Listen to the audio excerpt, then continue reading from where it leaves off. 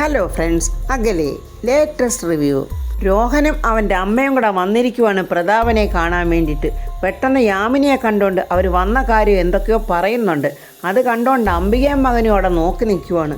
അംബിക പറയും, ഓ നാശങ്ങൾ, ഇതിങ്ങൾക്ക് ഉറക്കമൊന്നുമില്ലേ? നേരം വെളുക്കുന്നതിന് മുമ്പേ കെട്ടിയെടുത്തോണ്ട് വന്നേക്കുന്നു. ഇതുങ്ങളെ കണി കണ്ടു പോയിട്ടുണ്ടെങ്കിൽ ഇന്ന് പച്ച വെള്ളം കിട്ടത്തില്ല. അംബികയും ദീപക്കൂടെ അങ്ങോട്ട് ചെന്നിട്ട് അംബിക ചോദിക്കുന്നു, അല്ല നിങ്ങൾ രാവിലെ അമ്പലത്തിൽ പോയിട്ട് വരുന്ന വരവാണോ? രോഹൻ്റെ അമ്മ പറയുന്നു, അയ്യോ അല്ല, അമ്പലത്തിൽ പോയിട്ട് വരുവാണെങ്കിൽ ഞങ്ങളുടെ നെറ്റിക്ക് കുറിയൊക്കെ കാണത്തില്ലേ? ഞങ്ങൾ അമ്പലത്തിലേക്ക് പോകാൻ വേണ്ടിയാ ഇങ്ങോട്ട് വന്നത്. പിള്ളേരുടെ കല്യാണമൊക്കെ തീരുമാനിച്ചിരിക്കുമല്ലയോ, അപ്പോഴതിനു മുമ്പ് പല ചടങ്ങുകളും നടത്തണം. അപ്പോൾ പാർട്ടി പ്രവർത്തകരെയൊക്കെ പറഞ്ഞു വിട്ടിട്ട് പ്രതാപൻ അങ്ങോട്ട് വരുവാണ്. രാവിലെ തന്നെ വന്നത് എന്നെ കാണാനായിരിക്കും അല്ലേ എന്നിങ്ങനെ പ്രതാപൻ ചോദിക്കുമ്പോൾ പിന്നെ സംശയമുണ്ടോ? 8 മണി കഴിഞ്ഞാൽ പിന്നെ വർമ്മ സാറിനെ കാണാൻ പറ്റുമോ? അത് ശരി, പിന്നെ എന്താ വിശേഷിച്ച് വന്നത്? അതെ, കാര്യം ഇങ്ങനെ പുരോഗമനവാദികളാണെങ്കിലും ഞങ്ങളൊക്കെ ഇപ്പോഴും ആ പഴയ തറവാട്ടുകാർ തന്നെ. കല്യാണത്തിന് മുമ്പേ ചില ആചാരങ്ങളും അനുഷ്ഠാനങ്ങളും ചടങ്ങുകളും ഒക്കെ ഉണ്ട്. ഇവരെന്തൊക്കെയാ പറയുന്നത് ഒന്നും മനസ്സിലാകാതെ പ്രതാപൻ ഇങ്ങനെ മൂളിക്കൊണ്ടിരിക്കുവാണ്. അത് കണ്ടിട്ട് അംബിക പറയുക, പ്രതാപനെ, നിങ്ങൾ പറയുന്ന കാര്യം ഒന്നും മനസ്സിലായിട്ടില്ല. നിങ്ങൾ എന്താണ് പറയാൻ വന്നതെന്നുള്ള കാര്യം തുറന്നു പറയേ.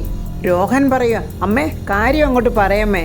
അപ്പോൾ അമ്മ പറയുക, ചെങ്കുളം അഭിരാമിക്കുന്നില് ഞങ്ങളുടെ ഒരു കുടുംബക്ഷേത്രമുണ്ട്, നരസിംഹസ്വാമി ക്ഷേത്രമാണ്. കല്യാണത്തിന് മുമ്പ് ചെറുക്കനും പെണ്ണും കൂടി അവിടെ പോയി തൊഴുത് പ്രാർത്ഥിക്കണം. അതിനെ ഋതിക ഞങ്ങളോട് വിടണം, അത് പറയാനാണ് ഞങ്ങൾ വന്നത് എന്നിങ്ങനെ പറയുമ്പോഴേക്കും അംബികയ്ക്കും ദീപക്കിനും അത് അത്രയ്ക്ക് അങ്ങോട്ട് പിടിച്ചില്ല. യാമിനിക്കാണെങ്കിൽ ദേഷ്യം കൊണ്ട് നിൽക്കാൻ വയ്യ. കാരണം അവർക്കാർക്കും ഈ അമ്മയും മകനെയും തീരെ അങ്ങോട്ട് ഇഷ്ടമല്ല. പോരാഞ്ഞിട്ട് ഋതിയോട് രോഹൻ ചെയ്തതെല്ലാം യാമിനിയോട് വന്ന് ഋതിക പറഞ്ഞിട്ടുമുണ്ട്.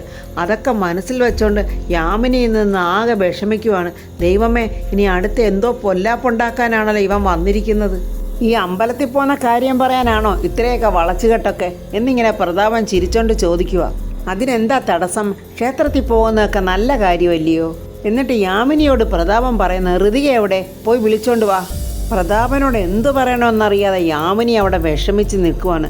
പ്രതാപൻ ചോദിക്കുന്നു, എന്താ ഋതിക എഴുന്നേറ്റില്ലേ? ആ എഴുന്നേറ്റ് ചേട്ടാ, ഞാൻ പോയി വിളിച്ചോണ്ട് വരാം എന്നും പറഞ്ഞ് യാമിനി മുകളിലോട്ട് കയറി പോകുന്നുണ്ട്. അംബിക ചോദിക്കുന്നു, പ്രതാപ, ഈ ആചാരങ്ങളൊക്കെ ഇക്കാലത്ത് വേണോ? ഒന്നുകൂടി ഒന്ന് ആലോചിച്ചിട്ടൊക്കെ പോരെ? ക്ഷേത്രത്തിൽ പോകുന്ന കാര്യത്തിന് എന്തിനാ ചേച്ചി ഒന്നുകൂടെ ഒന്ന് ആലോചിക്കേണ്ടത്? അത് വിശ്വാസം മാത്രമല്ലല്ലോ, നമ്മുടെ സംസ്കാരം കൂടിയല്ലയോ? അവർ പോയിട്ട് വരട്ടെ. യാമിനി എളുപ്പം ചെന്ന് ഋതികയോട് പറയാ, മോളെ, ആ രോഹൻ അവൻ്റെ അമ്മയും കൂട്ടി വന്നിട്ടുണ്ട്, മോളെയും കൊണ്ട് അവൻ്റെ കുടുംബക്ഷേത്രത്തിൽ പോകണമെന്നും പറഞ്ഞാണ് വന്നിരിക്കുന്നത്. ഞാൻ അവൻ്റെ കൂടെ പോവില്ല ചെറിയമ്മേ. അത് മോളെ നീ എന്നോട് പറഞ്ഞാൽ പോരാ, മോള് ചെന്ന് മോളുടെ അച്ഛനോട് പറ. ഇന്നലെ നടന്ന കാര്യമൊക്കെ മോൾ അച്ഛനോട് തുറന്ന് പറ. മോൾ എന്തിനാ ഇങ്ങനെ പേടിക്കുന്നേ? വാ, അച്ഛനോട് പറ എന്നും പറഞ്ഞ് ഋതികയും കൊണ്ട് യാമിനി താഴോട്ട് വരുവാണ്. ഋതിക അങ്ങനെ ഇറങ്ങി വരുന്നത് കാണുമ്പോൾ രോഹനങ്ങ് വലിയ സന്തോഷം. അവൻ ഉദ്ദേശിച്ച കാര്യം നടക്കുമല്ലോ എന്നുള്ള പ്രതീക്ഷയിലാണ് അവൻ്റെ സന്തോഷം. മോളെ, ഇവർ നിന്നെ ക്ഷേത്രത്തിൽ കൂട്ടിക്കൊണ്ടുപോകാൻ വന്നതാ, മോൾ അവരോടൊപ്പം പോയിട്ട് വാ. ഋതിക ഇങ്ങനെ ഒന്നും പറയാനാകാതെ വിഷമിച്ച് നിൽക്കുക.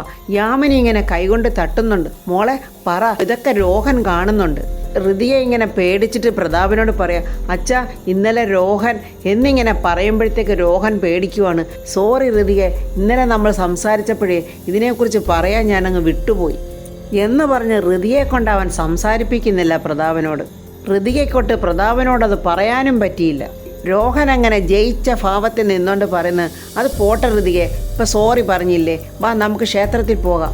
ഇന്നലെ രാത്രി ഒത്തിരി വൈകിയാണ് ഞാനിത് തീരുമാനിച്ചത്. ഉടനെ അവൻ്റെ അമ്മ പറയാ, ഇന്ന് വെളുപ്പിനെ 5 മണിക്ക് അവൻ ഞങ്ങളോട് തന്നെ ഈ കാര്യം പറയുന്നത്. എന്നാലൊരു കാര്യം ചെയ്യ്, മോൾ ഇവരോടൊപ്പം പോയിട്ട് വാ എന്നിങ്ങനെ പ്രതാപം പറയുമ്പോൾ പെട്ടെന്ന് അംബിക പറയാ, പ്രതാപ, അങ്ങനെയാണെങ്കിലേ ദീപക്കൂടെ പോയിട്ട് വാട്ടെ ഇവരുടെ കൂടെ. ദീപക്കിപ്പോൾ അവളുടെ ആങ്ങളുടെ സ്ഥാനത്തല്ലേ നിൽക്കുന്നത്. പ്രതാപൻ അതങ്ങോട്ട് തീരെ ഇഷ്ടമായില്ല. പ്രതാപൻ പറയുന്നുണ്ട്, അതിൻ്റെ ആവശ്യമൊന്നുമില്ല എന്നും പറഞ്ഞ് പ്രതാപൻ അങ്ങ് പോവുകയാണ്.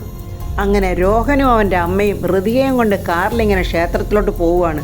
പെട്ടെന്ന് തന്നെ യാമിനി രാജുവിനെ വിളിച്ച് ഈ കാര്യങ്ങളൊക്കെ പറയുവാണ്. അതിനെന്താ യാമിനി മേഡം പേടിക്കണ്ട, അവർ ഏത് ക്ഷേത്രത്തിലാണ് പോയത് എന്നൊക്കെ രാജു ചോദിച്ച് മനസ്സിലാക്കിക്കൊണ്ട് രാജു ഉടനെ അങ്ങോട്ട് പോവുകയാണ്.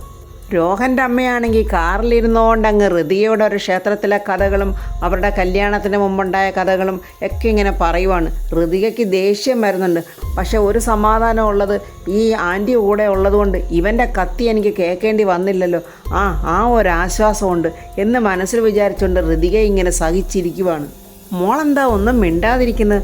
ഒന്നുമില്ല ആൻറ്റി. അയ്യോ മോളെ ആൻറ്റിയല്ല, അമ്മ. രോഹൻ മോളെ കല്യാണം കഴിക്കുന്നതോടെ ഞാൻ മോടെ അമ്മയാണ്. പെട്ടെന്ന് രോഹൻ ഒരു അഭിനയം പോലെ, അല്ല അമ്മയ്ക്ക് ഇവിടെ അല്ലേ ഇറങ്ങേണ്ടത് എന്ന് പറയുമ്പോൾ അമ്മയും പറയുന്നു അതേ മോനെ എന്നും പറഞ്ഞ് അവർ അമ്മയെ അവിടെ ഇറക്കുവാണ്. ഋതിക ആകെ പേടിച്ചു പോയി. ഋതിക ചോദിക്കുന്നു, അല്ല ആൻറ്റി ഇവിടെ ഇറങ്ങുവാണോ? അതെ, ഇവിടെ അടുത്തായി എൻ്റെ അനിയത്തിയുടെ വീട്, ഇന്ന് അവളുടെ പിറന്നാളാണ്, എനിക്ക് പോയേ പറ്റൂ, നിങ്ങൾ രണ്ടുപേരും കൂടെ പോയി സന്തോഷത്തോടെ തൊഴുതിട്ട് വാ. ശരി മോളെ എന്നും പറഞ്ഞാൽ കള്ളിത്തള്ള അവിടെ അങ്ങ് ഇറങ്ങുന്നുണ്ട്. ഋതികയാകെ ഭയന്ന് വിഷമിച്ചിരിക്കുവാണ്. രോഹൻ പറയുക, അമ്മ പോന്നേ പോട്ടെ, നമ്മൾ രണ്ടുപേരോട് ഇങ്ങനെ സന്തോഷിച്ച് പോകുന്നതല്ലേ ഒരു രസം. ഈ ലോകത്ത് ഞാനും എൻ്റെ ഋതികയെ മാത്രം. എന്താ അങ്ങനെ പോരെ ഋതികയെ? എന്താ ഋതികയെ ഒന്നും മിണ്ടാതിരിക്കുന്നത്? ഞാൻ എന്തോ മിണ്ടാനാ? ഇനി അങ്ങോട്ടുള്ള ലൈഫിൽ നമ്മൾ രണ്ടുപേരും മാത്രമേ ഉള്ളൂ. ഋതിക കയ്യിലിരിക്കുന്ന ഫോണെടുത്ത് രോഹൻ കാണാതെ എന്തോ ഒരു മെസ്സേജ് ആർക്കോ ഇടുന്നുണ്ട്. അത് മിക്കവാറും രാജുവിന് തന്നെ ആയിരിക്കും. രാജുവാണെങ്കിൽ ഋതിയെ അന്വേഷിച്ചിങ്ങനെ ബൈക്കിൽ ചുറ്റി വരുന്നുണ്ട്. രോഹൻ ചോദിക്കുന്ന, ഇത് എന്തൊരു സ്വഭാവമാണോ ഋതികയെ, ഇങ്ങനെ എപ്പോഴും സൈലൻ്റ് ആയിട്ടിരിക്കുന്നത്? എന്തെങ്കിലുമൊക്കെ പറ ഋതികയെ, ഇങ്ങനെ എപ്പോഴും സ്റ്റില്ലായിട്ടിരിക്കാതെ. ഞാൻ എന്ത് മിണ്ടാനാ രോഹൻ? എനിക്ക് രോഹനോട് എന്തെങ്കിലും ഇഷ്ടം തോന്നിയെങ്കിലല്ലേ മിണ്ടാൻ പറ്റത്തുള്ളൂ. നിനക്കിന്ന് ഞാൻ ഇഷ്ടമൊക്കെ ഉണ്ടാക്കി തരാം, അതിനുവേണ്ടിയല്ലേ നിന്നെയും കൊണ്ട് ഞാനിന്ന് പോകുന്നത് എന്നിങ്ങനെ രോഹൻ മനസ്സിൽ പറയുക. ഇന്നലെ ഞാൻ അങ്ങനെ പെരുമാറിയത് വളരെ മോശമായിപ്പോയെന്ന് എനിക്കറിയാം. അതുകൊണ്ട് തനിക്ക് എന്നോട് പിണക്കമുണ്ടെന്നും അറിയാം.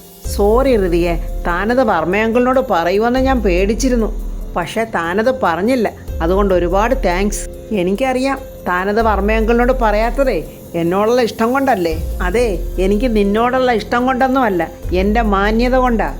ആ രാജുവാ നിൻ്റെ മനസ്സ് മുഴുക്കെന്ന് എനിക്കറിയാടി, അതിനുള്ള പകരം വീട്ടാനാടി ഞാൻ നിന്നെ ഇപ്പം കൊണ്ടുപോകുന്നത് എന്നിങ്ങനെ അവൻ മനസ്സിൽ വിചാരിച്ചുകൊണ്ടാണ് വണ്ടി ഓടിക്കുന്നത്.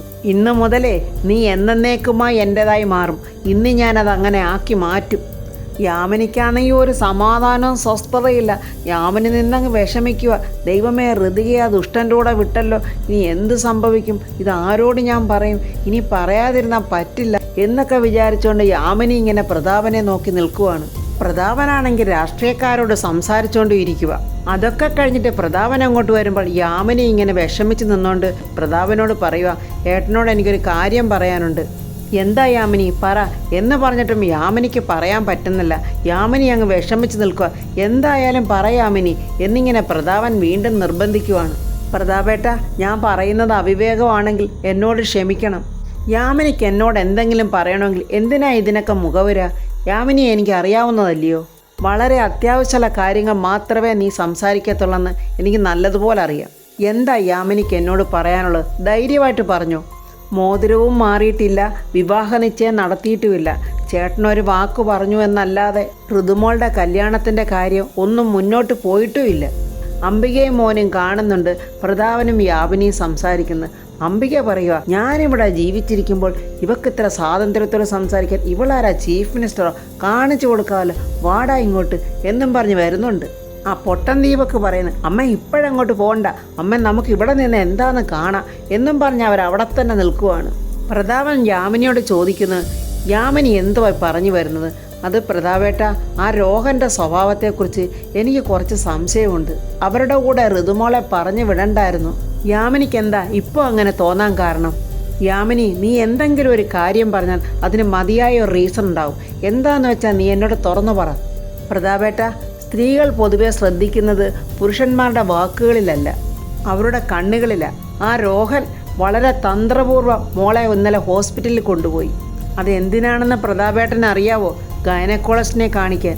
മോള് കന്യക തന്നെയാണോ എന്നവന് തിരിച്ചറിയാൻ വേണ്ടി. യാമിനിയുടെ ആ വാക്ക് കേട്ട് പ്രതാപൻ അങ്ങ് ഞെട്ടിപ്പോയി. പ്രതാപൻ ആകെ തകർന്ന പോലായി നിൽപ്പ്.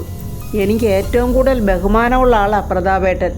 ഏട്ടനോട് ഇങ്ങനെയൊക്കെ പറയേണ്ടി വന്നതിൽ എനിക്ക് നല്ല വിഷമമുണ്ട്. പ്രതാപൻ്റെ കണ്ണുകൾ നിറഞ്ഞ് തൊണ്ടയിടറിക്കൊണ്ട് പറയുന്നു, യൂസ്ലെസ് ഫെലോ, അവൻ ഇത്തരക്കാരനാണെന്ന് ഞാൻ അറിഞ്ഞില്ല. ഇതൊക്കെ അംബികയും മോനും അവിടെ നിന്നുകൊണ്ട് കാണുകയും കേൾക്കുകയും ചെയ്യുന്നുണ്ട്.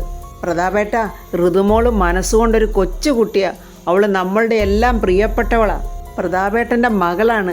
ഋതുമോടെ കാര്യത്തിൽ ചേട്ടൻ കുറച്ചുകൂടെ ഉത്തരവാദിത്തം കാണിക്കണം. ഇതെൻ്റെ ഒരു അപേക്ഷയാണ്. യാമിനി പറഞ്ഞത് ശരിയാ. ചില കാര്യങ്ങളിൽ എനിക്കും തെറ്റുപറ്റിയിട്ടുണ്ട്. എനിക്കൊരു മകളുണ്ടെന്നുള്ള ചിന്ത പോലും എനിക്ക് വളരെ വൈകിയാണ് ഉണ്ടായത്. അപ്പോഴേക്കും എൻ്റെ മോൾ വളർന്ന കല്യാണപ്രായമെത്തി. എന്തായാലും അവർ ക്ഷേത്രത്തിൽ പോയിട്ട് തിരിച്ചു വരട്ടെ. ഇതങ്ങനെ വിട്ടാൽ പറ്റത്തില്ല. പ്രതാപേട്ട, ഇനി ഋതികമോളുടെ കാര്യത്തിൽ ചേട്ടൻ എടുക്കുന്ന ഓരോ തീരുമാനവും ഇനി വളരെ ആലോചിച്ച് തന്നെ വേണം. ഇത് തന്നെ നല്ല സമയമെന്ന് കരുതി അംബികയും മോനും കൂടെ എളുപ്പം അങ്ങോട്ട് വരുവാണ്. അല്ല പ്രതാപ, എന്താ ഇവിടെ ഒരു പ്രശ്നം? പ്രശ്നമൊന്നുമില്ല ചേച്ചി. രോഹൻ്റെ കൂടെ ഋതിയെ വിട്ടത് ശരിയായില്ലെന്നാണ് യാമിനി പറയുന്നത്. ആഹാ, ഇത്രയേ ഉള്ളോ?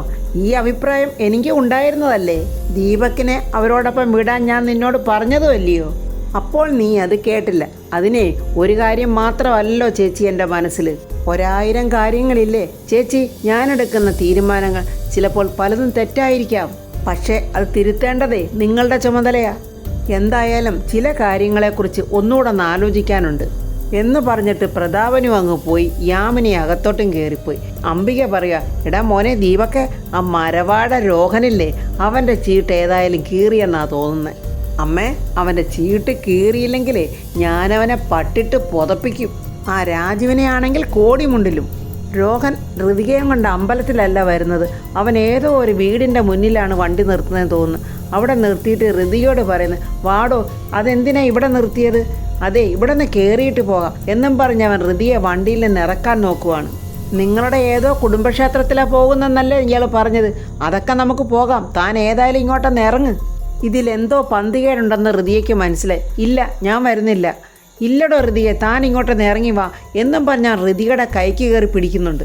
അങ്ങനെ ഒന്നും പറഞ്ഞാൽ ഋതികയെ പറ്റില്ല. എനിക്ക് ഋതിയോട് സംസാരിക്കണം. നിനക്ക് എന്തുവാടാ സംസാരിക്കാനുള്ളത്? നീ പറയുന്നതൊന്നും എനിക്ക് കേൾക്കാൻ താല്പര്യമില്ല. അങ്ങനെ പറഞ്ഞാൽ എങ്ങനെയാ ഋതികയെ? ഇന്നലെ നടന്ന കാര്യം ഓർത്തിട്ടാണെങ്കിൽ എനിക്ക് നല്ല കുറ്റബോധമുണ്ട്. അതുകൊണ്ട് എനിക്ക് ഋതിയോട് മാപ്പ് പറയണം. ഋതിക എന്നോട് ക്ഷമിക്കുകയും വേണം. രോഹൻ എന്നോട് ക്ഷമ ചോദിക്കണമെങ്കിലേ അത് ഈ കാറിനകത്തിരുന്നാകാമല്ലോ. അതൊന്നും പറ്റില്ല. താൻ എന്തായാലും കാറിൽ നിന്നൊന്ന് ഇറങ്ങ്. ഞാൻ ഇറങ്ങില്ലെന്നല്ലേ പറഞ്ഞത്? എന്താ ഋതിയെ ചില കൊച്ചുകുട്ടികളെ പോലെ? വാ ഋതിയെ, ഇങ്ങോട്ടൊന്ന് ഇറങ്ങി വാ എന്നും പറഞ്ഞാൽ ഋതിയുടെ കൈക്ക് വീണ്ടും പിടിക്കുവാണ്. വേണ്ട, നീ എൻ്റെ കൈക്ക് പിടിക്കണ്ട, ഞാൻ ഇറങ്ങി വരാം എന്നും പറഞ്ഞ് ഋതിയെ ഇറങ്ങുന്നുണ്ട്.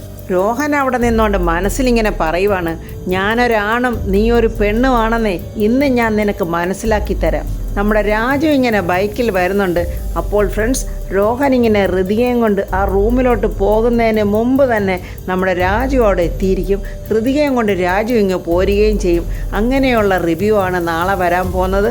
എൻ്റെ ഈ റിവ്യൂ ഇഷ്ടപ്പെട്ടാൽ ലൈക്കും കമൻസും, സബ്സ്ക്രൈബ് ചെയ്യാത്തവർ സബ്സ്ക്രൈബ് ചെയ്യണേ.